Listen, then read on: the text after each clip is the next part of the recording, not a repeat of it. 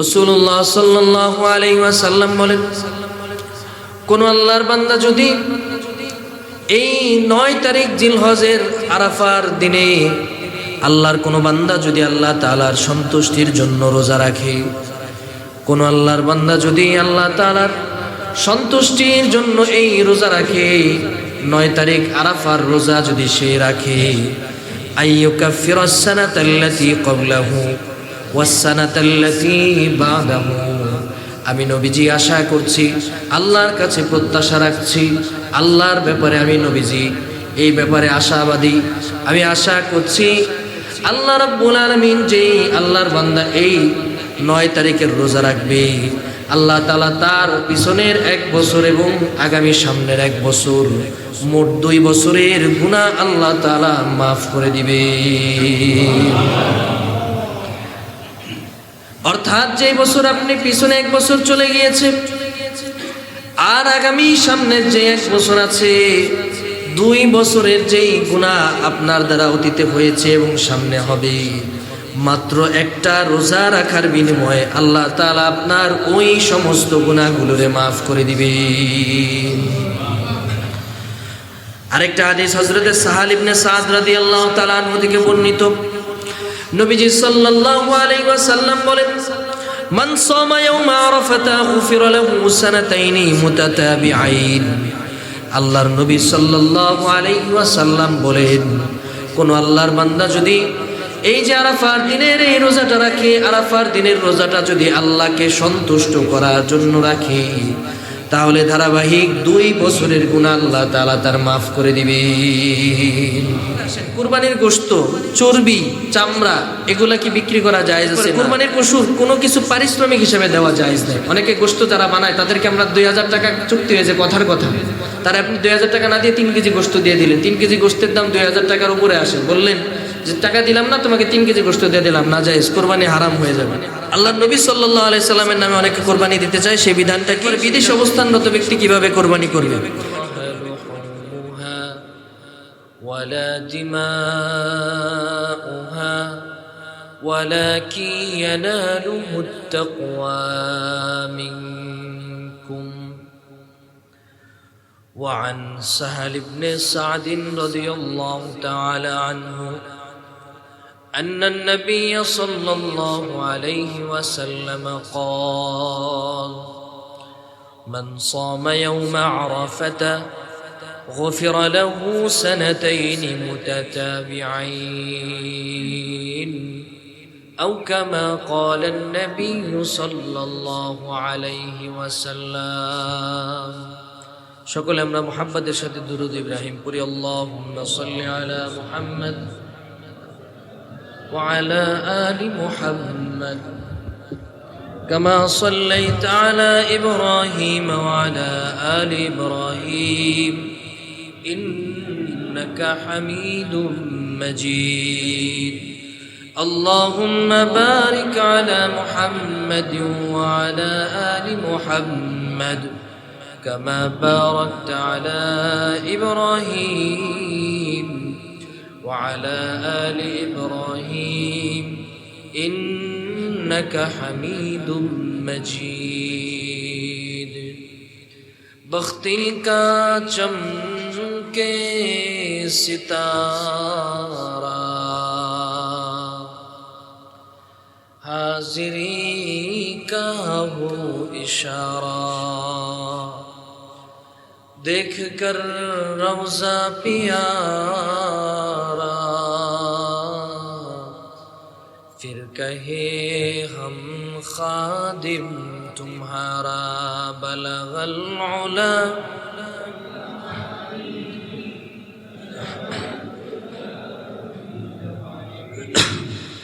حسنت جميع خصاله صلوا عليه وآله. আলহামদুলিল্লাহ,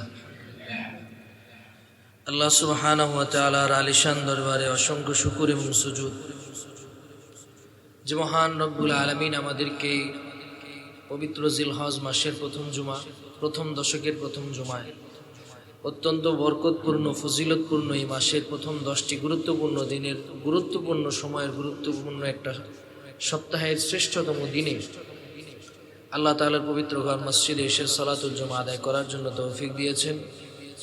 আল্লাহ তাআলার দরবারে শুকরিয়া আদায় করে বলি সকলে আলহামদুলিল্লাহ। এই জিলহজ মাসের আরাফার দিনে 9 তারিখে পৃথিবীর আনাচে কানাচে থেকে অনেক মুসলমান নর নারী, আল্লাহর গোলাম, আল্লাহর বান্দা বান্দি আল্লাহ তাআলার দরবারে গিয়ে লাব্বাইক আল্লাহুম্মা লাব্বাইক লাব্বাইক লা শারীকা লাক লাব্বাইক ইন্নাল হামদা ওয়ান নি'মাতা লাকা ওয়াল মুলক লা শারীকা লাক, এই তাকবীরের ধ্বনিতে, তালবিয়ার ধ্বনিতে বাইতুল্লাহর চারপাশ মুখরিত করবে। আরাফার দিনে মিনা, মুজদালিফায় বিভিন্ন জায়গায় হজের কার্যক্রম তারা পালন করবে। তারপরে আরো বিভিন্ন হজের রুকন আছে, সেগুলো পালন করবে আল্লাহ তাআলার দরবারে। পরিশেষে 10 জিলহজের দিন তারা কোরবানির মাধ্যমে তাদের কার্য সম্পন্ন করবে। কোরবানির ইতিহাস নিয়ে আপনাদের সামনে আলোচনা করেছিলাম, যদি রুকন 7 দিক গুলিয়েছিল। তো কোরবানি একটা গুরুত্বপূর্ণ ইবাদত। এই ইবাদতটা কেন্দ্রিক, এই ইবাদতটা আর্থিক, এই ইবাদতটা মানসিক, এই ইবাদতটা মনস্তাত্ত্বিক, সব বিষয়ের সাথে ইবাদতটা সম্পৃক্ত। অর্থ দিয়ে আপনি আল্লাহ তাআলা সন্তুষ্টির জন্য একটা পশু ক্রয় করবেন, এই পশুর প্রতি আপনার একটা ভালোবাসা তৈরি হবে, হৃদ্যতা তৈরি হবে, মহাব্বত তৈরি হবে। এই মহাব্বত তৈরি হওয়ার পরে এই পশুটাকে আপনি আল্লাহ তাআলার সন্তুষ্টির জন্য, আল্লাহর সন্তুষ্টি অর্জনের জন্য আপনি কুরবানি করবেন। কুরবানি করার মাধ্যমে আপনার অন্তরের মধ্য থেকে যত ধরনের হিংসা, বিদ্বেষ, যত ধরনের অশ্লীলতা, নিষ্ঠুরতা, বর্বরতা, ছলচাতুরি, কপটতা, যত ধরনের অনৈতিক অশ্লীল গর্হিত কাজ আছে, চিন্তা ভাবনা আছে, সব কিছুকে আপনি কোরবানি করবেন এবং আল্লাহ তাআলার গোলামি করার এক অসাধারণ দৃষ্টান্ত আপনারা পেশ করবেন। এজন্য এই মাসের এই দিন, এই সময়টা খুবই গুরুত্বপূর্ণ একটা সময়। তো আজকে জিলহজের গুরুত্বপূর্ণ বিধান, তাশরিক সম্পর্কে কিছু আলোচনা হবে। এছাড়াও কোরবানির কিছু মাসালা সম্পর্কে আপনাদের সাথে আলোচনা করার চেষ্টা করব। আল্লাহ তাআলা যেন আমাদেরকে এই আলোচনা থেকে সম্পূর্ণ উপকৃত হওয়ার তৌফিক দান করেন, সকলে বলি আমিন। কারো যদি এই মাসআলাগত বিষয়ের বহির্ভূত কোনো প্রশ্ন থাকে, ইনশাআল্লাহ মসজিদে আমি যতক্ষণ পর্যন্ত আছি আপনারা ইনশাআল্লাহ জেনে নেওয়ার জন্য চেষ্টা করবেন। আরও যদি কারো মাসালা এর প্রশ্নের মধ্য থেকে উত্তর পেয়ে যান, আলহামদুলিল্লাহ, আল্লাহ তাআলা যেন সহি বিষয়গুলোর উপরে আমল করার মতো আপনাকেও তৌফিক দান করেন, আমাকেও দান করেন, সকলে বলি আমিন। সর্বপ্রথম আলোচনার প্রথম অংশে আসি। জিলহজ মাসের শেষ সময়ে, অর্থাৎ জিলহজের 9 তারিখ আসরের পর থেকে 12 তারিখ, 9 তারিখ ফজরের পর থেকে 12 তারিখ আসরের পর্যন্ত, 12-13 তারিখ আসরের পর্যন্ত 4 দিন আইয়ামে তাশরিকের যে বিধান আছে, আমরা তাকবীরে তাশরিক বলি, আল্লাহু আকবার, আল্লাহু আকবার, লা ইলাহা ইল্লাল্লাহু আল্লাহু আকবার, আল্লাহু আকবার, ওয়ালিল্লাহিল হামদ। এটা আমরা পড়ি, এটা ওয়াজিবান আদায় করতে হয় আমাদেরকে। তো এই জন্য আমরা এই আমলটার দিকে গুরুত্ব দিব। এই আমলের ইতিহাস সম্পর্কে গত সপ্তাহে আলোচনা করেছিলাম, যে কিভাবে হযরত ইব্রাহিম আলাইহিস সালাতু ওয়াস সালাম তার সন্তান ইসমাঈল আলাইহিস সালাতু ওয়াস সালাম ওনাদের কুরবানি এবং কুরবানির ত্যাগের এই অসাধারণ উজ্জ্বল দৃষ্টান্ত আল্লাহ তাআলার কাছে কবুলিয়ত পেয়েছে, আল্লাহ তাআলার কাছে মাকবুল হয়েছে।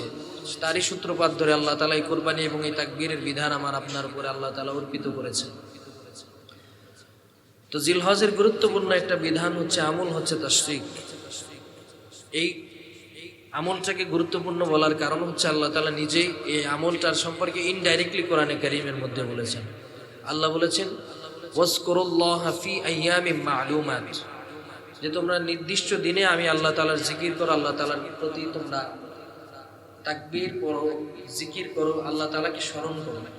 জিক্রুন শব্দের একটা অর্থ জিকির করা, একটা অর্থ স্মরণ করা, একটা অর্থ দোয়া করা, অনেকগুলো অর্থ আছে। আল্লাহ তাআলা তাকে স্মরণ করার জন্য বলেছেন, আল্লাহ তাআলা তার জিকির করার জন্য বলেছেন। মুফাসসিরিন ইকরাম আয়াতের ব্যাখ্যা করেছেন, আইয়ামিল আশরি জিলহিজ্জা, জিলহজ মাসের এই 10 দিনে আল্লাহ তাআলার বেশি থেকে বেশি জিকির করতে হবে, আল্লাহকে স্মরণ করতে হবে। এবং নবীজি হাদিসের মধ্যে বলেছেন, ফাকসিরু, তোমরা বেশি থেকে বেশি পড়ো কি? আত-তাকবীর ওয়াত তাহমিদ ওয়াত তাহলিল। তাকবীর পড়ো, আল্লাহ তাআলার জিকির করো, কালিমা পড়ো এবং আল্লাহ তাআলার প্রশংসা করো, তার হামদ পড়ো। হামদ নিয়ে আমাদের বিগত সপ্তাহে শনিবার দিন তাফসীরের মধ্যে গুরুত্বপূর্ণ আলোচনা হয়েছে। তাকবীর নিয়ে এবং তাহলিল নিয়ে আমরা জুমায় আলোচনা করেছিলাম, নতুন করে আলোচনা সেদিকে নিচ্ছি না, বহু আলোচনা আজকে আছে। তো তাকবীরের মাসালা হচ্ছে, একবার তাকবীর বলা হচ্ছে ওয়াজিব, প্রতি ফরজ নামাজের পরে একবার বলা হচ্ছে ওয়াজিব, উচ্চ স্বরে বলতে হবে। মা বোনদের জন্য ওয়াজিব, তবে তারা নিম্ন স্বরে পড়বে, কেননা তাদের কণ্ঠেরও পর্দা আল্লাহ তাআলা বিধান দিয়েছে। অনেকে আবার অতি ভক্তি দেখাতে গিয়ে একবারের বেশি জোরে জোরে বেশিরভাগ 2-3 বার পড়ার চেষ্টা করেন, এই কাজটা করবেন না, এটা নিষিদ্ধ আছে। আপনি যদি অন্যভাবে সওয়াবের উদ্দেশ্যে অন্য সময় পড়েন সেটা পড়তে পারেন, কোনো সমস্যা নেই, অবশ্যই আপনি সওয়াব পাবেন। তবে নামাজের পরে ইমাম সাহেব এবং মুসল্লিয়ান সকলে মিলে একবার তাকবীর বলবেন। 2 নাম্বার, ইমাম সাহেব যদি তাকবীর বলতে ভুলে যান তাহলে মুসল্লিদের ওয়াজিব, মুসল্লিরা তাকবীর বলবেন, সাথে সাথে ইমাম সাহেবও তাকবীর পড়বেন। যদি আইয়ামে তাশরিকের সময় যদি জুমার নামাজের সময় হয়ে যায়, জুমা যদি ওই তাশরিকের সময়গুলোর মধ্যে পড়ে, তাহলে জুমার পরে তাকবীর বলাটাও ওয়াজিব। কিন্তু ঈদের নামাজের পরে এটা বলতে হবে, এটা বললে সওয়াব আছে। এরপরে তাকবীর পড়বে কখন, এটা তো আমরা জানি যে সালাম ফেরানোর পরপরই, অন্য কোনো আমল করার আগে, অন্য কোনো কাজ করার আগে, অন্য কোনো তাসবিহ পড়ার আগে আগে তাকবীরটা পড়বে। আল্লাহ নবী সাল্লাল্লাহু আলাইহি ওয়াসাল্লাম এই আমলগুলো আমাকে আপনাকে তাশরিক সংক্রান্ত আমলগুলোকে স্পেশালি করার জন্য আদেশ করেছেন, কেননা এই তাশরিক পড়াটা আল্লাহ তাআলার কাছে অতি পছন্দনীয় এবং আল্লাহ তাআলা এই তাশরিক পড়ার ব্যাপারে গুরুত্ব দিয়েছেন, কাজে নবীজিও সেই আমলের প্রতি গুরুত্ব দিয়েছেন। তো এই গেল তাশরিকের বিষয়টা। এই তাশরিক সম্পর্কে একটা হাদিস আছে, নবীজি সাল্লাল্লাহু আলাইহি ওয়াসাল্লাম বলেন, আন্নান নবী সাল্লাল্লাহু আলাইহি ওয়াসাল্লাম, হাদিসটা হযরত আম্মার ইবনে ইয়াসির রাদিয়াল্লাহু তাআলা আনহু থেকে বর্ণিত, কানা ইউকাব্বিরু ইয়াউমা আরাফাতা সালাতাল গাদাতি ওয়া ইয়াকতাউহা সালাতাল আসরি আখির আইয়ামিত তাশরিক। নবীজি আরাফার দিনে অর্থাৎ 9 তারিখ আসরের পর থেকে নবীজি তাকবীর পড়া আরম্ভ করতেন এবং তাশরিকের যে 4টি দিন আছে শেষ করার পরে, মানে 9 তারিখ সকাল থেকে শুরু করতেন, একবারে 4 দিন পরে আসরের পরে এগুলো শেষ করতেন তাকবীর বলা। তো আমরা চেষ্টা করব 9 তারিখ থেকে 13 তারিখ পর্যন্ত প্রতি নামাজে উপস্থিত হওয়ার জন্য এবং এই তাকবীরের আমলটাকে করার জন্য। আল্লাহ তাআলা যেন কবুল আর মঞ্জুর করেন, সকলে বলি আমিন। এবার আসি আরাফার আরেকটা গুরুত্বপূর্ণ আমল 9 তারিখের, সেটা হচ্ছে আরাফার রোজা। 9 তারিখের যে রোজা, আল্লাহ নবী সাল্লাল্লাহু আলাইহি সাল্লাম এই রোজা সম্পর্কে অনেক গুরুত্বপূর্ণ আলোচনা করেছেন। নবীজি সাল্লাল্লাহু আলাইহি ওয়াসাল্লাম এই জিলহজ মাসের যে 10টা দিন আছে, এই 10 দিনের মধ্যে 9 দিনই আল্লাহ নবী সাল্লাল্লাহু আলাইহি সাল্লাম রোজা রাখতেন। 1 তারিখ থেকে 9 তারিখ, 10 তারিখ তো ঈদের দিন, এই 10 তারিখ ব্যতীত 9 দিনই আল্লাহ নবী রোজা রাখতেন। তবে 9 তারিখের যে রোজাটা, এই রোজাটা আল্লাহ নবী সাল্লাল্লাহু আলাইহি সাল্লাম গুরুত্ব সহকারে রাখতে বলেছেন এবং এটার ব্যাপারে সওয়াবের এবং ফজিলতপূর্ণ কথাও বলেছেন। হাদিসটা আপনাদের সামনে বলি। হাদিসের মধ্যে এসেছে, আল্লাহ নবী সাল্লাল্লাহু আলাইহি ওয়াসাল্লাম বলেন, ওয়াকালা রাসূলুল্লাহ সাল্লাল্লাহু আলাইহি ওয়াসাল্লাম, সিয়ামু ইয়াউমা আরাফাতা আহতাসিবু আলাল্লাহি আন ইউকাফিরা আস-সানাতা আল্লাতী ক্বাবলাহু ওয়াস-সানাতা আল্লাতী বা'দাহু। রাসূলুল্লাহ সাল্লাল্লাহু আলাইহি ওয়াসাল্লাম বলেন, কোন আল্লাহর বান্দা যদি এই 9 তারিখ জিলহজের আরাফার দিনে আল্লাহর কোন বান্দা যদি আল্লাহ তাআলার সন্তুষ্টির জন্য রোজা রাখে, কোন আল্লাহর বান্দা যদি আল্লাহ তাআলার সন্তুষ্টির জন্য এই রোজা রাখে, 9 তারিখ আরাফার রোজা যদি সে রাখে, আইয়ুকাফিরা আস-সানাতা আল্লাতী ক্বাবলাহু ওয়াস-সানাতা আল্লাতী বা'দাহু। আমি নবীজি আশা করছি, আল্লাহর কাছে প্রত্যাশা রাখছি, আল্লাহর ব্যাপারে আমি নবীজি এই ব্যাপারে আশাবাদী। আমি আশা করছি আল্লাহ রাব্বুল আলামিন যেই আল্লাহর বান্দা এই 9 তারিখের রোজা রাখবে, আল্লাহ তাআলা তার পিছনের 1 বছর এবং আগামী সামনের 1 বছর, মোট 2 বছরের গুনাহ আল্লাহ তাআলা মাফ করে দিবে। অর্থাৎ যে বছর আপনি পিছনে 1 বছর চলে গিয়েছে আর আগামী সামনের যে 1 বছর আছে, 2 বছরের যেই গুনাহ আপনার দ্বারা অতীতে হয়েছে এবং সামনে হবে, মাত্র একটা রোজা রাখার বিনিময়ে আল্লাহ তাআলা আপনার ওই সমস্ত গুনাহগুলোরে মাফ করে দিবে।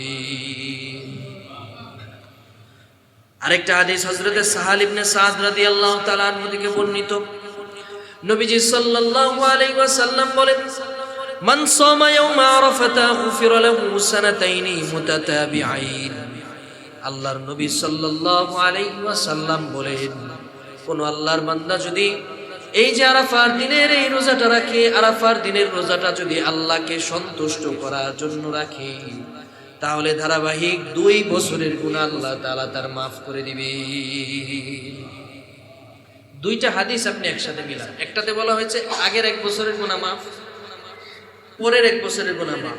যেই বছরটা আপনি অতিবাহিত করছেন এই বছরের কথা বলা নাই।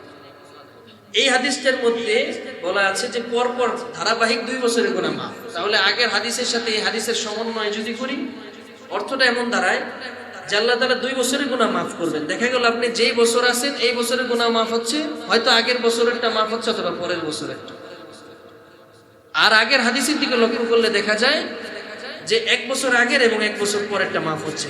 ইন ডেট কথা হচ্ছে, সামারিটা হচ্ছে এমন যে আপনি যেই বছরটা অতিক্রম করছেন এটা আগামী বছর, গত বছর, 3 বছরের গুনাহটা অ্যাপ্রক্সিমেটলি আল্লাহ তাআলা 3 বছরের যত গুনাহ আছে আল্লাহ তাআলা মাফ করে দিবেন। সুবহানাল্লাহ। হাদিসের সমন্বিত রূপ হচ্ছে এমন। এক এক বর্ণনায় এক এক ভাবে ফজিলতের কথা আছে। তো এই জন্য আমরা চেষ্টা করবো আরাফার দিনের অন্তত রোজাটা রাখার জন্য, যারা এই কয়দিন রোজাটা রাখতে পারি না, 9 তারিখের রোজাটা আমরা রাখার জন্য চেষ্টা করবো। আল্লাহ তাআলা যেন আমাকে আপনাকে তৌফিক দান করেন, সকলে বলি আমিন। 9 তারিখের রোজাটা আমরা রাখার জন্য চেষ্টা করবো। ইংরেজি ডেট অনুযায়ী আমরা মিলাবো, তারিখ অনুযায়ী, যে কয় তারিখের মধ্যে আরাফার রোজাটা পড়ে। কোরবানি যদি আমার 28 তারিখ হয় তাহলে 27 তারিখ, আর যদি কোরবানি যদি 27 তারিখ হয় তাহলে 26 তারিখ, সেই অনুযায়ী আমরা রাখি। অনেকে আমরা একটা ভুল করি, সৌদি আরবের সাথে মিলিয়ে আমরা আরাফার রোজা রাখি। এটা বাহ্যিক দৃষ্টিতে মনে হয় যে তাদের সাথে আমরা মিলিয়ে রাখছি, কিন্তু পৃথিবীর আহ্নিক গতি এবং বার্ষিক গতির ফলে সময়ের একটা তারতম্য আছে, চাঁদ দেখার উপর একটা তারিখের তারতম্য আছে, সেজন্য একদিন আগ পিছ হয়। সেই অনুযায়ী আমরা যদি তাদের অনুযায়ী তাদের সিস্টেম ফলো করি, তাহলে আরাফার 9 তারিখের যে কথাটা বলা হয়েছে সেটার উপরে আমল হয় না। কাজে আমরা 9 তারিখ যেটা আমাদের দেশ অনুযায়ী হয়, সেই 9 তারিখে আমরা রোজা রাখার জন্য চেষ্টা করব। আল্লাহ তাআলা যেন আমাকে আপনাকে কবুল করেন, সকলে বলি আমিন। এটা নিয়ে আমাদের বর্তমানে বাংলাদেশে অনেক কন্ট্রোভার্সি চলছে, অনেক ধরনের আলোচনা, পর্যালোচনা, সমালোচনা হচ্ছে। তো এটা নিয়ে তাত্ত্বিক দালিলিক আলোচনা আমাদের ওলামা একরামরা করেছেন, সোশ্যাল মিডিয়ার সাথে যারা সংযুক্ত আছেন তারা দেখেছেন। তারপরে যদি কারো প্রয়োজন হয়, আমরা আহলে হক ওলামা একরামের আলোচনা দেখব, তাদের আলোচনা, তাদের বিভিন্ন একটু কষ্ট করে রিসার্চ করে আপনি বের করবেন যে কাদের আলোচনাটা বেশি দালিলিকপূর্ণ মনে হয়, কোন আলেমের আলোচনাটা আপনার কাছে বেশি তাত্ত্বিক মনে হয়, কোনটার সাথে নবীজির সুন্নাহর সাথে সম্পৃক্ততা বেশি, সেটা আপনি নিজে একটু কষ্ট করে তালাশ করবেন। আমাদের সমস্যা হচ্ছে আমরা শরিয়া ভিত্তিক কোনো কাজ আমরা খুব সহজে পেয়ে যেতে চাই, কিন্তু আমাদের আকাবির আসলা বুজুর্গানে দ্বীনের কথা যদি আমরা দেখি, তাদের জীবনী যদি তালাশ করি, সেখানে দেখতে পাই যে ওনারা একটা মাসআলা হল করার জন্য, একটা বিধানের পরিপূর্ণ বাস্তব দালিলিক একটা পর্যালোচনা বোঝানোর জন্য, জাতিকে খেদমত হিসেবে পেশ করার জন্য ওনারা মাইলকে মাইল সফর করেছে। আর আমরা এখন কোনো কিছু যদি প্রয়োজনে ইউটিউব, গুগলে সার্চ দিই, যেটা দেখি এটাই আমরা বিশ্বাস করি। দালিলিক তাত্ত্বিক পর্যালোচনা করার জন্য আমরা চেষ্টা করি না, এটাকে রিসার্চ করে অনুসন্ধান করার চেষ্টা করি না, দলিল খুঁজি না, এবং এটার সাথে কোরআন এবং হাদিসের কতটুকু মিল আছে আমরা এটা জানার কিংবা অনুসন্ধান করার চেষ্টা করি না। যাই হোক, যদি কারো সুযোগ হয় আপনারা চেষ্টা করবেন, খুঁজবেন, অনুসন্ধান করবেন। ইসলামের বিধিবিধান নিয়ে ঘাটাঘাটি করা এটাও একটা স্বভাবের কাজ, এতেও আপনার জ্ঞান সম্প্রসারিত হবে। আল্লাহ তাআলা আমাকে আপনাকে আমল করার তৌফিক দান করুন, সকলে বলে আমিন। তো আপনাদেরকে যারা আমরা এবছর হজে যেতে পেরেছি, আল্লাহ তাআলার কাছে আমরা শুকরিয়া আদায় করি। আমাদের আত্মীয় স্বজনদের মধ্যে যারা গিয়েছে তাদের জন্য আমরা দোয়া করি, পাশাপাশি আমরা নিজেদের জন্য দোয়া করি যারা আমরা যেতে পারি নাই, আগামীতে আল্লাহ তাআলা যেন নেন, আল্লাহ তাআলা যেন ওই আল্লাহ তাআলার ঘরে যেন আল্লাহ তাআলা যাওয়ার তৌফিক দান করেন, সকলে বলি আমিন। আল্লাহ তাআলা যেন আমাকে আপনাকে যাওয়ার তৌফিক দেন। তো যারা হজে যেতে পারেনি তাদের জন্য কিছু আমল আপনাদের সামনে আমি বলছি। এই আমলগুলো কোরআন সুন্নাহ অনুযায়ী, এই আমলগুলো এই 10 দিন বেশি থেকে বেশি করার ব্যাপারে তাগিদ এসেছে। তো 10টা আমল আপনাদের সামনে আমি বলবো, 10টা আমল খুব সংক্ষিপ্ত সময়, এরপর আমরা কোরবানির মাসালার দিকে চলে যাব। 1 নম্বর আমল হচ্ছে, যারা হজে যেতে পারেনি তারা এই 10 দিন কি আমল করবেন। যে 2-3 দিন চলে গিয়েছে, আমরা বাকি কয়দিনে আমলগুলো করার চেষ্টা করবো। 1 নম্বরে সবার আগে খুব ভোরে ভোরে জাগ্রত হব, ফজরের নামাজের আর অনেক আগে জাগ্রত হব। এরপরে রোজা রাখার জন্য সাহারি করব, রোজার নিয়ত করব। এরপরে নামাজ, ফজরের নামাজের আজানের আগ পর্যন্ত জিকির এবং জামাতের অপেক্ষা করব, তেলাওয়াত করব। কয়েকটা হাদিস যদি পড়ার সুযোগ হয়, তাফসির যদি পড়ার সুযোগ হয়, সেটা করার জন্য চেষ্টা করব। 2 নম্বর, এই কয়েকদিন আমরা জামাতে নামাজের পাবন্দি করার চেষ্টা করব। রমজান মাস আসলে দেখা যায় যে আমরা সকলের নামাজের ব্যাপারে একটা গুরুত্ব দিই, নামাজ পড়ার ব্যাপারে একটু আগে আগে মসজিদে আসার চেষ্টা করি। এটা অনেক ভালো একটা কাজ, ইতিবাচক কাজ। কিন্তু রমজানের চাইতে কোনো অংশে গুরুত্বের দিক থেকে কম নয় জিলহজের এই 10টা দিন, এই মাসের প্রথম 10 দিন, প্রথম দশকের এই কয়েকটা দিন, এটা কম গুরুত্বপূর্ণ নয়। এমনকি লাইলাতুল কদরের ব্যাপারে আল্লাহর নবী বলেছেন যে এখানে বেজর রাত্রিতে তোমরা লাইলাতুল কদর তালাশ করো। অর্থাৎ আপনি আমি নিশ্চিতভাবে জানি না কোন দিন লাইলাতুল কদর হবে, আমল করতে হবে, আমাদের অনুমান করে করে আমল করতে হবে। কিছু আলামত হাদিসে পাওয়া গিয়েছে, সে অনুযায়ী আমরা আমল করি। কিন্তু এই আরাফার দিনের ফজিলতের ব্যাপারে আল্লাহর নবী ডাইরেক্ট বলে দিয়েছেন 9 তারিখের কথা, আরাফার দিনের ফজিলতের কথা। সুনিশ্চিতভাবে এটার ফজিলতপূর্ণ একটা দিন জানা সত্ত্বেও আমরা তেমন ভাবে এই আমলগুলো করার ক্ষেত্রে আমরা উদাসীনতা দেখাই। গরুর হাটে আমাদের জানাগোনা আনাগোনা বেশি, যারা কোরবানি করবো তারাও যাই, যারা করবো না তারাও যাই। উদ্দেশ্য হলো যাই দেখি বাজার দরের কি অবস্থা, একজন আরেকজনের সাথে গল্প করি, অমুকেরটা 70,000 দিয়ে কিনছে, কিনে খুব জিতছে, উনি 1 লাখ টাকা দিয়ে এর চাইতে ছোট গরু কিনছে। এই সমস্ত ফাহেসা কথাবার্তা আমার আপনার মধ্যে বেশি দেখা যায়। সাবধান, এগুলো থেকে হেফাজত থাকতে হবে। এজন্য এই কয়টা দিন ইবাদতের ভিতরে জামাতে নামাজ আদায়ের মাধ্যমে অতিবাহিত করা। 3 নম্বর, চাশতের নামাজ আছে, সালাতুত তাসবির নামাজ আছে, আওয়াবিন ইশরাক আছে। এই সমস্ত নামাজগুলো আমরা বেশি থেকে বেশি পড়ার চেষ্টা করব। এগুলো আমরা প্রতিনিয়ত ধারাবাহিকভাবে কয়েকদিন আদায় করার জন্য চেষ্টা করব। বছরের অন্যান্য সময় যদি সুযোগ না হয়, যারা চাকরিজীবী তারা এই শেষের কয়েকদিন ছুটি পেলে আমরা এই নামাজগুলো রেগুলার বেসিসের উপরে আদায় করার চেষ্টা করব। আল্লাহ তাআলা কবুল করুন, সকলে বলি আমিন। 4 নম্বর, বেশি থেকে বেশি তাকবীর বলা, তাসবিহ পড়া, তাহলিল করা, কালিমা পড়া, বিভিন্ন মাসনুন দোয়া এগুলো শেখা, বেশি থেকে বেশি জিকির করা। একটা তাসবিহ নিলেন আপনি, তাসবিহ কয়দিন বেশি বেশি পড়লেন। আল্লাহ তাআলার যে তাকবীর আছে, আল্লাহু আকবার, আল্লাহু আকবার, লা ইলাহা ইল্লাল্লাহ, আল্লাহু আকবার, আল্লাহু আকবার, ওয়ালিল্লাহিল হামদ, বেশি থেকে বেশি পড়া। 5 নম্বর, আল্লাহ তাআলার নামের জিকির করা বেশি। আল্লাহ শব্দ ব্যবহার করার সংক্রান্ত যত জিকির আছে, লা ইলাহা ইল্লাল্লাহ, আল্লাহ, আল্লাহু আকবার, এই ধরনের জিকিরগুলো বেশি থেকে বেশি করা। 6 নম্বর, কোরআনে কারীমের তিলাওয়াতের প্রতি গুরুত্ব দেওয়া। আল্লাহ তাআলা নবী সাল্লাল্লাহু আলাইহি সাল্লাম বলেছেন, আফজালুজ যিকরি তিলাওয়াতুল কোরআন, যে সবচেয়ে উত্তম জিকিরই হচ্ছে কোরআন তিলাওয়াত করা। কারণ কোরআন তিলাওয়াতের মাধ্যমে, গত সপ্তাহে তাফসীরের প্রথম সপ্তাহে আমরা আলোচনা করেছিলাম যে কোরআন তিলাওয়াতের মাধ্যমে বান্দার সাথে আল্লাহর একটা ডাইরেক্ট কথোপকথন হয়, বান্দার সাথে আল্লাহ তাআলার সাথে কথা হয়।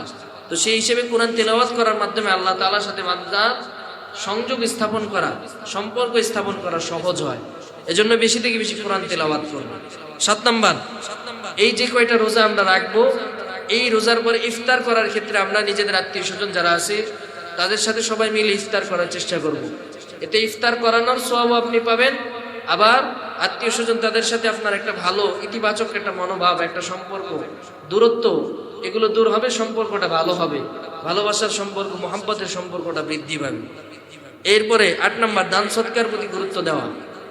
যাদের আমাদের সামর্থ্য আছে, বছরে অন্য সময় দান করার জন্য আমরা তেমন সুযোগ পাই না, এই কয়টা দিন আমরা দান করার জন্য বেশি চেষ্টা করব। অনেকে আমরা এই সময়টা আসলে দান সৎকার একেবারে করি না। কেন? অনেকে চিন্তা করি যে আমরা ওয়াজিব কোরবানি দিব, কোরবানির জন্য নিয়ত করি, টাকা পয়সা একটু চাপায় রাখার চেষ্টা করি না। বেশি থেকে বেশি এই সময় দান করার চেষ্টা করবেন। কোরবানির জন্য যে যত টাকা আপনি বাজেট করেছেন, কিছু কম টাকা দিয়ে আপনি একটা পশু কিনেন, কিছু টাকা দান সৎকার করেন। আপনার কোরবানি করা ওয়াজিব। কোরবানির জন্য 5 লক্ষ টাকা দিয়ে এই যে কোরবানি করতে হবে, এটা ওয়াজিব না। কাজে আমরা এই কোরবানি করার ক্ষেত্রে আমরা অনেক ধরনের ভুল করি, দান সৎকার করি না। কোরবানি করার ক্ষেত্রে অমুকের গরু বড় হয়েছে, আমারটা বড় না হলে আমার মান ইজ্জত চলে যায়, এই সংক্রান্ত হিসাব করে কোরবানিটাই আমার আপনার বাতিল করে ফেলি। সাবধান, এই কাজ থেকে বিরত থাকতে হবে। 9 নম্বর, গুনাহ থেকে বাঁচা। এই সময়টা আমরা সাধারণত অনেক ধরনের, বিশেষ করে গীবত সংক্রান্ত গুনাহে জড়িয়ে যায়, যেটা একটু আগে বললাম, যে একজন আরেকজনের পরনিন্দা করা, পরচর্চা করা, এই সমস্ত কাজ থেকে আমরা বিরত থাকি। 10 নম্বর, যারা আমাদের মাঝে থেকে চলে গিয়েছে, খবরবাসী যারা আছে, আমাদের মুরব্বিয়ান ইকরাম যারা আছে, তাদের জন্য বেশি থেকে বেশি দোয়া করা, তাদের জন্য কিছু দোয়া করা, তাদের আত্মীয় স্বজন যারা আছে তাদের খোঁজ খবর নেওয়া, তাদের ভালো মন্দ খোঁজ খবর নেওয়া, কোরবানি দেওয়ার পরে তাদেরকে নিজের কোরবানির জবেকৃত পশু থেকে তাদেরকে যথাযথ অংশ দেওয়া, এটাও কিন্তু একটা সুন্নাত। এটা বরং তাদের হক। আমার আপনার আত্মীয় স্বজন আছে অনেকে অভাবী, কিংবা আমি যে বাসায় থাকি বাসার ভাড়াটিয়া অনেকে খুব কষ্ট করে দিন মজুরি করে খুব পরিশ্রম করে তারা কিছু টাকা পয়সা কামাই রুজি করে, কোরবানি দেওয়ার মতো সামর্থ্য নাই। আমি একা একটা গরু কিনে একবারে 2 লক্ষ টাকা 3 লক্ষ টাকা খরচ করে একটা গরু কিনলাম, কেনার পরে জবাই করে একেবারে ঘরের মধ্যে খুব ময় মশলা লাগায় গরুটা ভুনা করে খাচ্ছি। ওই ঘ্রাণটায় পাশের বাসার ওই ভাড়াটিয়ার ঘরের মধ্যে গেল, ঘ্রাণ একেবারে চারদিক ছড়ায় মোমো করছে, সে এই ঘ্রাণ নাকের মধ্যে আফসোস করলো। আপনি তার একটু খাবার দেওয়ার সময় একটু খোঁজ খবর নিলেন না, তাকে একটু গোশতের ভাগ দিলেন না। এই কোরবানি আল্লাহ তাআলা আপনার এই কোরবানি গোশত খাওয়া হবে ঠিক, আপনি কোরবানি করলেন, আপনার ওয়াজিব আদায় হলো, কিন্তু আপনি কোরবানির যথাযথ হুকুম বিধান পালন করলেন। সাবধান। এজন্য এই কোরবানিটাই মূলত ত্যাগ, কোরবানিটাই মূলত একজন আরেকজনের প্রতি ভালোবাসা, আল্লাহর দ্বীনের প্রতি, আল্লাহর প্রতি নিজের ভীতি প্রদর্শন করা, আল্লাহ তাআলার বিধানকে সম্মান জানানো, এটাই মূলত কোরবানি। এই কোরবানির বিধান পালন করতে হলে আল্লাহ তাআলার সন্তুষ্টি সর্বপ্রথম কামাই করতে হবে। আল্লাহ তাআলা যেন আমাকে আপনাকে বোঝার তৌফিক দান করুন, সকলে বলি আমিন। এবার আসুন কোরবানির কিছু মাসালা সম্পর্কে আলোচনা করি।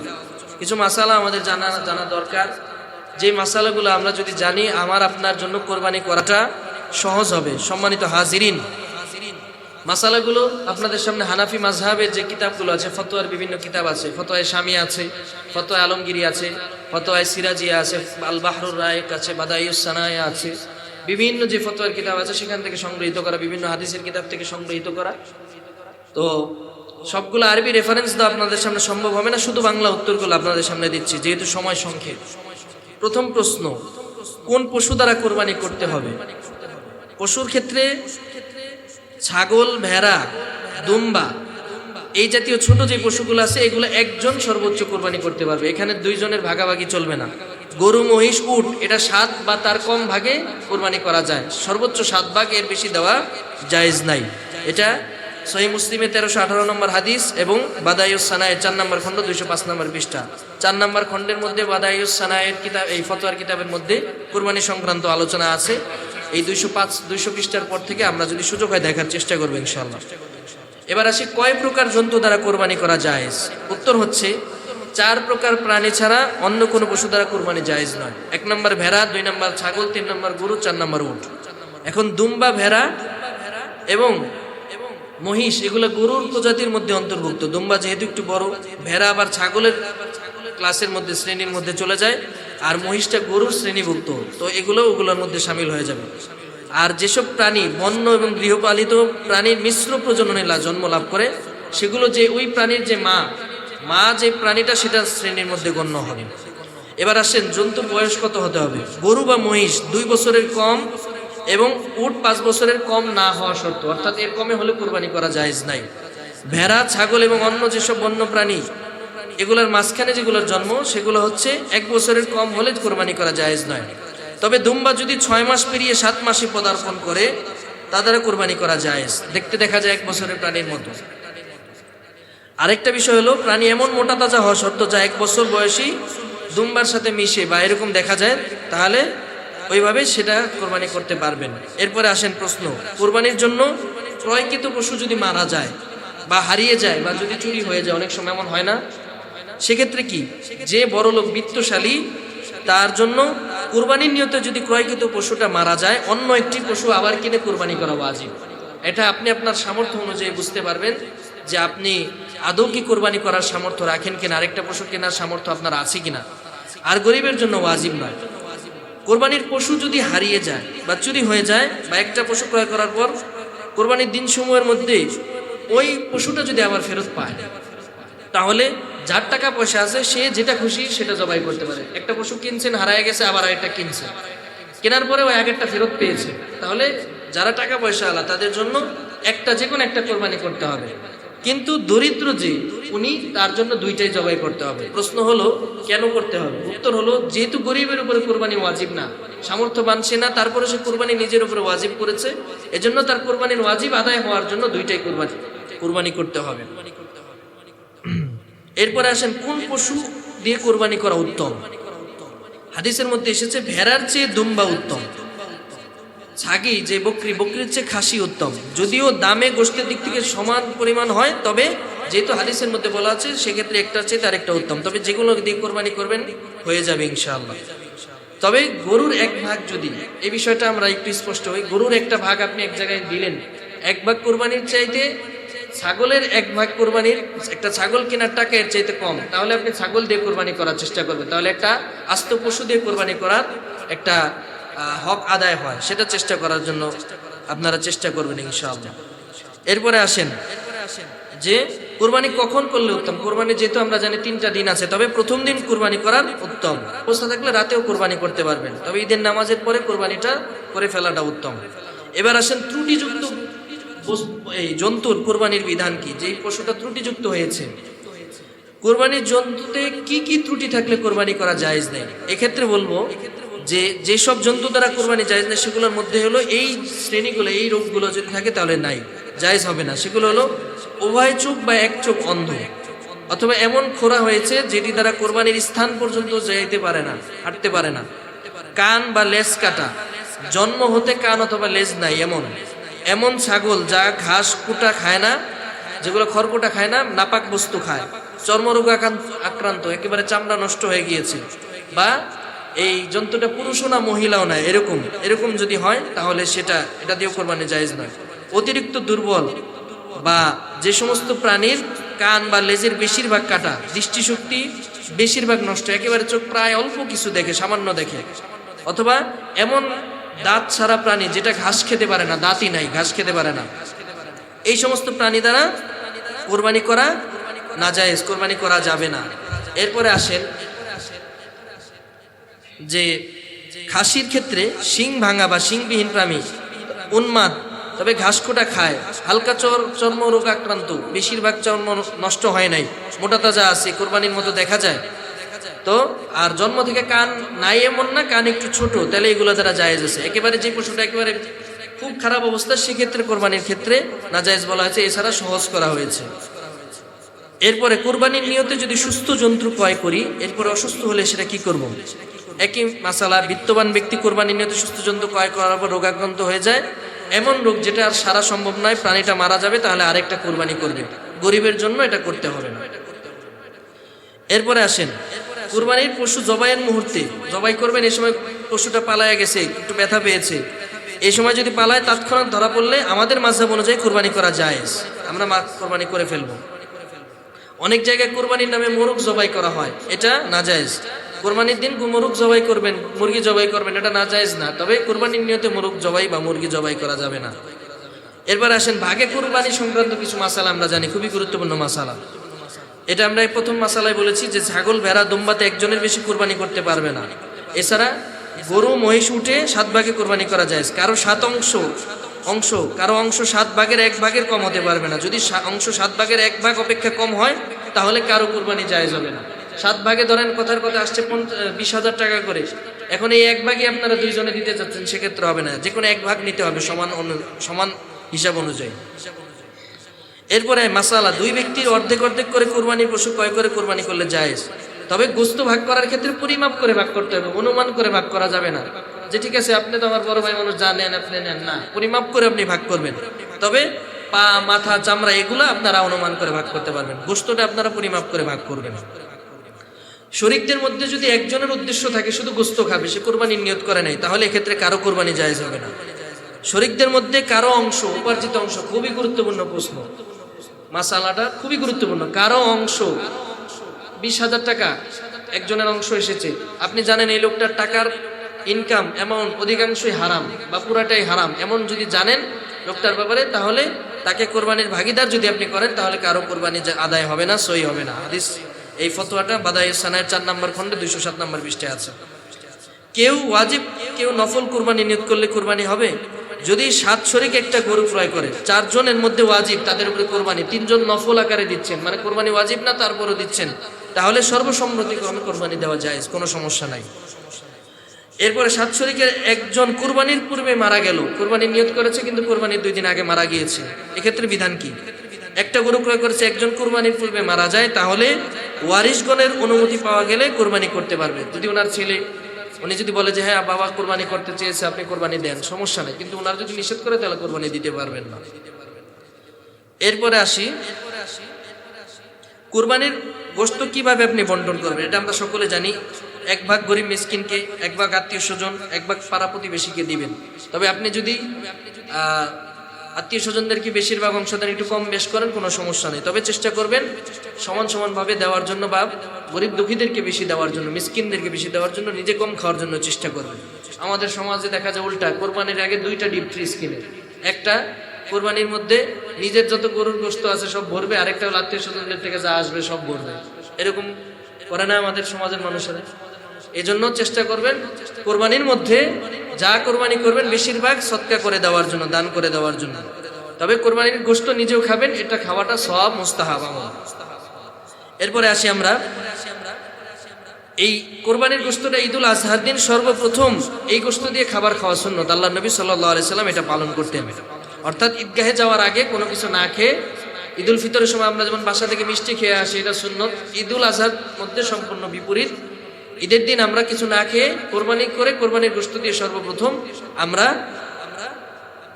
প্রথম খাবারটা নেওয়ার চেষ্টা করবো ইনশাআল্লাহ। কোরবানির গোশত কতদিন পর্যন্ত আপনি জমিয়ে রাখতে পারবেন, জমিয়ে রেখে খেতে পারবেন?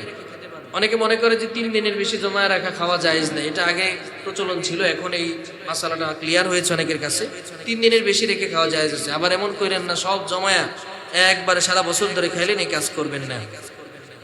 এরপর আসেন, কুরবানির গোশত, চর্বি, চামড়া এগুলা কি বিক্রি করা জায়েজ আছে? না। বিক্রি যদি করেন, চামড়া যদি বিক্রি করেন, গোশত যদি বিক্রি করেন, এগুলোর টাকা সম্পূর্ণ সদকা করে দিতে হবে। আমাদের মধ্যে অনেকে আছে গরুর কোরবানির চামড়াটা ব্যাপারীদের কাছে বিক্রি করে দিবে, এই কাজটা করবেন না, কোরবানি বাতিল হয়ে যাবে। এরপরে কোরবানির পশুর কোনো কিছু পারিশ্রমিক হিসেবে দেওয়া যায় না। অনেকে গোশত যারা বানায় তাদেরকে আমরা 2000 টাকা চুক্তি হয়েছে, কথার কথা, তারা আপনি 2000 টাকা না দিয়ে 3 কেজি গোশত দিয়ে দিলেন, 3 কেজি গোশতের দাম 2000 টাকার উপরে আসে, বললেন টাকা দিলাম না তোমাকে, 3 কেজি গোশত দিয়ে দিলাম, না জায়েজ, কোরবানি হারাম হয়ে যাবে। আপনি তাকে পারিশ্রমিক দিবেন, প্রয়োজনে আপনার গোশত থেকে কিছু গোশত হাদিয়া দিবেন, এটা সবচেয়ে উত্তম, এতে সেও খুশি হবে। তবে কুরবানির কিছু পারিশ্রমিক হিসেবে আপনি দিতে পারবেন না, যেহেতু এটা আল্লাহ তাআলা সন্তুষ্টির জন্য করছেন। এরপরে আল্লাহ নবী সাল্লাল্লাহু আলাইহি সাল্লামের নামে অনেকে কোরবানি দিতে চায়, সেই বিধানটা কি? এটাও জায়েজ আছে। আল্লাহ নবী বলেছেন, কিছু কিছু জায়গায় হাদিস থেকে পাওয়া গিয়েছে যেটা উত্তম। নবীজি সাল্লাল্লাহু আলাইহি সাল্লামের নামে আপনি কোরবানি করলেন, এটা আল্লাহ নবী সাল্লাল্লাহু আলাইহি সাল্লামকে আপনি সম্মান প্রদর্শনের ক্ষেত্রে করলেন, এটা জায়েজ আছে, কোনো সমস্যা নাই। এরপরে বিদেশে অবস্থানরত ব্যক্তি কিভাবে কোরবানি করবে? যারা বিদেশে আছেন তারা, কোরবানি দাতা যদি এক স্থানে থাকেন, তিনি ধরেন কথার কথা তিনি সাউথ আফ্রিকা আছেন বা ইটালি, ফ্রান্স এক জায়গায় আছেন, তো উনি বাংলাদেশে কোরবানি করতে যাচ্ছেন, সেটা দিতে পারবেন, কোনো সমস্যা নাই। তবে কোরবানির পশু জবাই হবে যে দেশে পশু, সেই দেশের সময় অনুযায়ী কোরবানি পশুর সেটা কোরবানি করতে হবে। ধরেন ঈদের যেদিন আমাদের দেশে ঈদ, এখানে বসে যদি কোনো প্রবাসী ভাই কোরবানি করতে চায়, আমাদের দেশের অনুযায়ী কোরবানি ঈদের নামাজের পরে কোরবানি করতে হবে। এবার আসি চামড়ার বিধান। চামড়ার বিধান সম্পর্কে আমরা কিছু জানি। কুরবানির চামড়া চাইলে কুরবানি দাতা নিজে ব্যবহার করতে পারে, কিংবা চামড়া অনেক জায়গায় খাওয়া যায়, রান্না করে যদি খাবারের প্রচলন থাকে খেতেও পারবে, অথবা কাউকে হাদিয়া দিতে পারবে, দান করতে পারবে। এরপরে কুরবানির চামড়া নিজে না ব্যবহার করে বিক্রি করলে পুরোটাই সদকা করে দিতে হবে, যেটা বললাম। চামড়ার মতো কুরবানির মৌসুমে অনেক মহাজন কুরবানির হাড় ক্রয় করে থাকে। অনেকে আছে ব্যবসা করে কুরবানির কিংবা অন্যান্য হাড় অনেক সময় সে ক্রয় করে থাকে। এই আবার অনেকে দেখা যায় যে বাড়িতে গিয়ে মাংস চেয়ে মানুষ অনেকে নেয়, নিয়ে এগুলো আবার অনেকে বিক্রি করে। তো তাদের এই ক্রয় বিক্রিটা জায়েজ আছে, কিন্তু আপনি তাদের কাছে এগুলো বিক্রি করতে পারবেন না। মহাজনের কাছে আপনি হাড় বিক্রি করতে পারবেন না, গোশত বিক্রি করতে পারবেন না। তবে কাউকে যদি দেন, সে যদি নিয়ে এটা বিক্রি করে, সেই ক্রয় বিক্রয় জায়েজ আছে অন্যান্য বস্তু বিক্রি করার মতো। এরপরে আসেন কুরবানির নির্ধারিত সময় কখন। এটা আমরা জানি জিলহজের 10 তারিখ ঈদের নামাজের পর থেকে 11 তারিখ 12 তারিখ সূর্যাস্তের আগ পর্যন্ত, এই সময় কোরবানি করলে কোরবানি সহি হয়ে যাবে। তবে কোরবানির করার ক্ষেত্রে আমরা 10 তারিখ ঈদের নামাজের পরপরই করার চেষ্টা করবো ইনশাআল্লাহ। আর যদি কোরবানির দিন শেষ হয়ে যায়, সে কোরবানি করতে পারলো না কোনো একটা সমস্যার কারণে, তাহলে কোরবানির নির্দিষ্ট পশু যদি হয়, তাহলে ওই পশুতেই জীবিত অবস্থায় সদকা করে দিবে 3 দিন পার হয়ে গেলে। আর যদি ক্রয় করে না থাকে, তাহলে একটা ছাগলের মূল্য সে সদকা করে দিবে। এরপরে আসি এই প্রশ্নটা হচ্ছে জবাই কে করবে। জবাই করার নিয়ম যদি যে মালিক তিনি যদি জানেন, তাহলে তিনি জবাই করতে পারেন, কোনো সমস্যা নেই, এটা উত্তম। তবে আমরা কি করি সাধারণত, আমরা কোনো আলেম, কোনো মসজিদের ইমাম, মুয়াজ্জিন কিংবা মাদ্রাসার কোনো আলেম হুজুরদের দিয়ে জবাই করাই। এটা করলে ভালো, যেহেতু আমি নিয়ম জানি না, উনি জানেন, উনি বিসমিল্লাহ পড়তে পারেন। কুরবানির যে শর্তগুলো আছে, অনেকগুলো শর্ত আছে, জবাইয়ের জন্য কয়টা রব কাটতে হয়, এরপর দোয়া কি পড়তে হয়, অনেক বিধিবিধান আছে, সেগুলো আমরা জানি। আলেমরা যারা আছে তারা জানেন, হয়তো আমি সাধারণ মানুষ জানি না। তো সেক্ষেত্রে আলেমদের দিকে আমরা কোরবানি করাই। কিন্তু মুশকিল হলো, আমরা যখন তাদেরকে দিয়ে কোরবানি করাই, তাদেরকে আমরা কিছু হাদিয়া উপঢৌকন দিতে চাই না। অনেকে মনে করে, এটা অনেকে প্রশ্নের তুলে যে হুজুর এই কোরবানি করার টাকা নেওয়া কি জায়েজ আছে? আপনার কাছে তো সে টাকা চায়নি। আপনার 2 লক্ষ 3 লক্ষ টাকার পশু আপনি কোরবানি করতে পারছেন না, এত টাকার পশুটা তিনি হালালভাবে বৈধ উপায়ে জবাই করে দিচ্ছেন, আপনি ওনাকে একটা সম্মানই দিতে পারছেন না, ওনাকে একটা হাদিয়া দিতে পারছেন না, তোহফা দিতে পারছেন, এটা আপনার উপর ব্যর্থতা। অনেকে দেয় নাম কাওয়াজতে 50 টাকা 100 টাকা দেন, আল্লাহর রাস্তায় কাজ করেন। আপনার যদি মনে না চায় আপনি দিয়েন না, আপনাকে জোর করে নাই। তবে যদি দেন, তাকে যথাযথ সম্মানই আপনি দিবেন, এটা পারিশ্রমিক না, এটা আপনি তাকে মূল্যায়ন করলেন, একজন আলেমকে আপনি সম্মান করলেন। রাস্তায় যদি একজনের কোনো একটা বাইক যদি কোনো কারণে হেলমেট ছাড়া আপনি চালাচ্ছেন, পুলিশে ধরলে আপনার 3000 4000 5000 টাকার মামলা দেয়, তখন দিতে পারেন। একজন আলেমকে আপনি 3 লক্ষ টাকা দিয়ে গরু কিনেন, ওনাকে আপনি 500 টাকা হাদিয়া দিতে পারেন না? 1 কেজি গোশত কিনে খাওয়ার মতো টাকা আপনি ওনাকে হাদিয়া দিতে পারেন না? এটা তো ছোট লোকই মন মানসিকতার পরিচয়। কাজেই যিনি জবাই করবেন, আপনি চেষ্টা করবেন তাকে যথাযথ সম্মানী দেওয়ার জন্য, তাকে মূল্যায়ন করার জন্য। আল্লাহ তাআলা আমাদের সকলকে বুঝ দান করুন, সকলে বলি আমিন। বাবা রাগ করবেন না, করে যে মাসালাগুলো সমাজের বাস্তব চিত্র আপনাদের সামনে তুলে ধরছে। আমরা দিন মানি কখন, দিনের বিষয়গুলো মানি যখন এটা আমাদের বেনিফিট আসে, আমার মত অনুযায়ী যখন চলে, তখন আমি সেটাকে দিনের ট্যাগ দিয়ে আমি এটা ব্যবহার করার চেষ্টা করি। আর যেটা আমার মন মতো হয় না, সেটাকে আমি মানতে চাই না। এটা হচ্ছে আমাদের সুবিধাবাদী চিন্তা ভাবনার মতো পরিচয়। যাই হোক, এরপরে আসি আমরা যে কুরবানি ক্ষেত্রে যদি বিসমিল্লাহ পড়া ছাড়া যদি কুরবানি করে, এই যে নিজে জবাই করলে কি ভুলটা হয়, অনেক সময় অনেক ভিড়াভিড়ির মধ্যে বিসমিল্লাহ পড়তে মনে থাকে না। যদি ভুল একেবারে একান্ত ভুলে যান, বিসমিল্লাহ পড়লেন না, ভুলে যান, দোয়া পড়লেন না, তাহলে একান্ত ভুলে গেলে সেটা আল্লাহ তাআলা মাফ করে দিবেন। তবে যদি ইচ্ছাকৃত মনে আসে কিন্তু আপনি পড়ছেন না, ভিড়াভিড়ির মধ্যে আরেকজনকে ধমক দিচ্ছেন, সেক্ষেত্রে বিসমিল্লাহ ছাড়া জবাব দিয়ে দিলেন, তাহলে আপনার কোরবানি হারাম হয়ে যাবে। এরপরে অন্যের সহায়তা নিয়ে জবাই করলে কি হুকুম? কেউ অন্যের সহায়তা নিয়ে যদি কোরবানি পশু জবাই করে, জবাইকারী ও সহায়তাকারী উভয়ের জন্য বিসমিল্লাহ বলা ওয়াজিব। কোনো একজন যদি তরক করে, বিসমিল্লাহ পড়ে না, তাহলে কোরবানি হারাম হবে। এটা ফতোয়া শামির মধ্যে আছে। এরপরে আসি, কোরবানির পশুর পেটে বাচ্চা থাকলে এর বিধান কি? জবাই করার পূর্বে বাচ্চা দিলে বাচ্চাও জবাই করতে হবে এটা। তবে কোনো আলেমের মতে জবাই না করে জীবিত অবস্থায় কাউকে সৎকার করে দেবে, এটাই উত্তম। তবে যদি এমন গাভীন, প্রসবকাল সন্নিকট এমন গাভীন বা বকরি জবাই করা, এই সময় এমন অবস্থায় জবাই করা মাকরুহ। জবাই করার পরে পেটে মৃত প্রাণী পাওয়া গেলে আমাদের মাযহাব অনুযায়ী যদি বাচ্চাটা পেটের ভিতরে যদি মারা যায়, তাহলে ওই বাচ্চা আমাদের মধ্যে খাওয়া জায়েজ নাই। অন্যান্য কিছু মাযহাবের মধ্যে কিছু মত পাওয়া যায়, যদি ওরকম হৃষ্টপুষ্ট হয় জায়েজ আছে, তবে আমাদের মাযহাব অনুযায়ী জায়েজ নেই। এরপরে আসি, কোরবানি জবাইকারীকে পারিশ্রমিক দেওয়ার বিধান কি? যে কথাটা আপনাদের সামনে বললাম, এটার ফিকহি অবস্থান আমরা দেখি কিফায়াতুল মুফতি এই ফতোয়ার কিতাবের 8 নম্বর খণ্ডের 265 নম্বর পেজে এসেছে, কুরবানির পশু জবাই করে পারিশ্রমিক দেওয়া জায়েজ, নেওয়া জায়েজ, কোনো সমস্যা নাই। তবে কুরবানির পশুর কোনো কিছু পারিশ্রমিক হিসেবে দিতে পারবে না, যেটা আগেই বললাম। আপনি আলাদাভাবে তাকে হাদিয়া দিতে পারেন, কসাইকেও দিতে পারেন, যিনি জবাই করলেন তাকেও দিতে পারেন, কোনো সমস্যা নাই। এরপরে আসি, আকিকা সংক্রান্ত আলোচনা আসছে আমাদের। এরপরে আকিকার বিধানটাকে, আকিকা আদায়ের সময় আল্লাহ নবী সাল্লাল্লাহু আলাইহি ওয়াসাল্লাম একটা হাদিস আপনাদের সামনে পড়ছি। ওয়ান সামুরাতা রাদিয়াল্লাহু তাআলা আনহু قال قال رسول الله صلى الله عليه وسلم الغلام مرتهن بعقيقته يذبح عنه يوم السابع ويسمى ويخلق رأسه।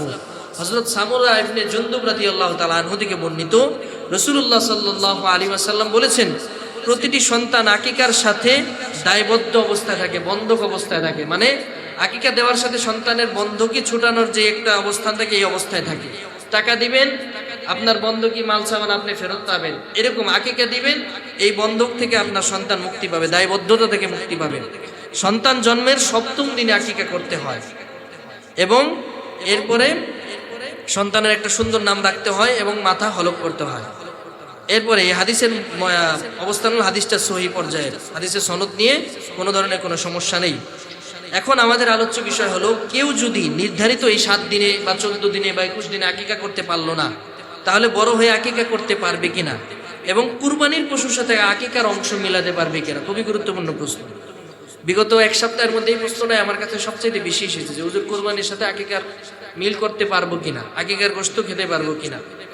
নির্দিষ্ট সময় আকিকা করতে না পারলেও 7 দিন, 14 দিন, 21 দিনে, তবে পরবর্তীতে করতে পারবে। এটা বুখারী শরীফের ব্যাখ্যা গ্রন্থ ফাতহুল বারীর 9 নম্বর খণ্ডের 595 নম্বর পৃষ্ঠায় এসেছে। নবী সাল্লাল্লাহু আলাইহি সাল্লাম আক্কান আন নাফসিহি বাদান নবুয়া, নবীজি নিজেই ওনার আকিকা নবুয়তের পরে করেছেন। যেহেতু ইসলামের বিধিবিধান নবুয়ত পাওয়ার পরে উনি পেয়েছেন, নবুয়তের পরে নিজের আকিকা নিজে করেছেন। তবে যদি হাদিসটার ব্যাপারে মুহাদ্দিসিন ইকরাম একটু আপত্তি করেছেন, তবে সালফে সালেহিন এটার উপর আমল করার জন্য আদেশ করেছেন। আরেকটা কিতাবের মধ্যে এসেছে ইদা লাম ইউআক্কা আনকা ফাউক্কা আন নাফসিকা ওয়া ইন কুনতা রাজুলান, যদি ছোটকালে আপনার পক্ষ থেকে কেউ আকিকা না করে তাহলে বড় হয়ে আপনার আকিকা আপনি নিজেই করতে পারেন, কোনো সমস্যা নেই। এরপরে আসেন কুরবানির পশুর সাথে আকিকার অংশ মিলাতে পারবেন কিনা। অবশ্যই পারবেন, কারণ হাদিসের মধ্যে কুরবানি শব্দটাকে নুসুক শব্দ দিয়ে ব্যবহার করা হয়েছে, আকিকার শব্দটাকে নুসুক শব্দ দিয়ে ব্যবহার করা হয়েছে। নবী সাল্লাল্লাহু আলাইহি ওয়াসাল্লাম কুরবানিকেও নুসুক বলেছেন, আকিকাকেও নুসুক বলেছেন। এটা আবু দাউদ শরীফের হাদিস, মান আহাব্বা আইয়ানসুকা আন ওয়ালাদিহি ফালইয়ানসুক আনহু আনিল গুলামি শাতানে মুকাফাতানে ওয়া আনিল জারিয়াতি শাতুন।